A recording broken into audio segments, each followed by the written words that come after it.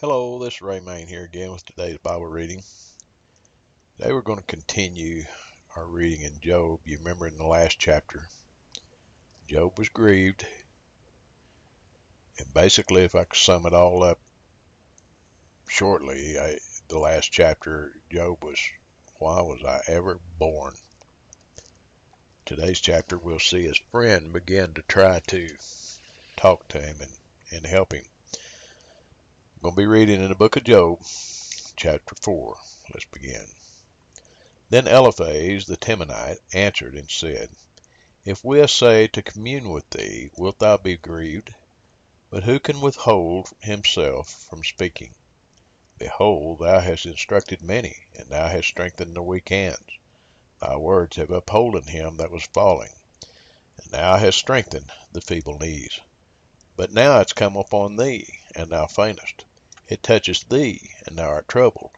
Is not this thy fear, thy confidence, thy hope, and the uprightness of thy ways? Remember, I pray thee, who ever perished, being innocent, or where were the righteous cut off? Even as I have seen, they that plow iniquity and sow wickedness reap the same. By the blast of God they perish, and by the breath of his nostrils are they consumed. The roaring of the lion and the voice of the fierce lion and the teeth of the young lions are broken. The old lion perisheth for lack of prey, and the stout lion's whelps are scattered abroad. Now a thing was secretly brought to me, and mine ear received a little thereof. In thoughts from the visions of the night, when deep sleep falleth on men, fear came upon me, and trembling, which made all my bones to shake. Then a spirit passed before my face. The hair of my flesh stood up. It stood still, but I could not discern the form thereof. An image was before mine eyes. There was silent, and I heard a voice saying, Shall mortal man be more than just God?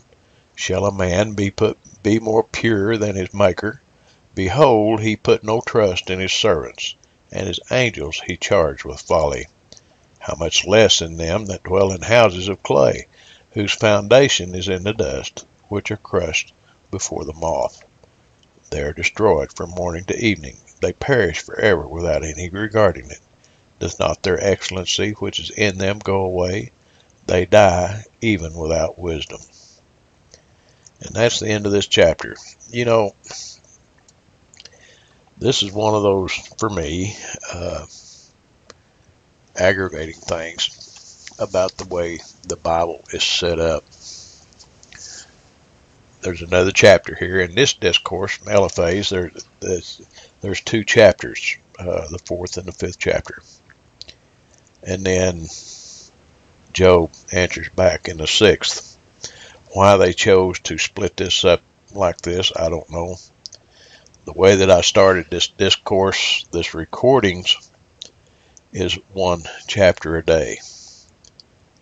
I'm going to have to pray about this, but it could be that, and I'm going to beg your indulgence if I do this, but it could be in examples like this, whenever someone is speaking and the speech, if you will, goes on to and encompasses two chapters. I may have to do two chapters at a time. That's going to take more of your time, but that's possibly the way that I'm going to have to go. But anyway, here we see Eliphaz telling Job, he said, hey, you counseled all these other people. You've seen all the things that they went through, and you counseled them. Is it any different from what you counseled with them now than what it was then? The only difference that I can see is that it's come upon you in place of them. And that's the start of his trying to counsel with Job. But anyway, that's a reading for today. God bless you. Talk to you tomorrow.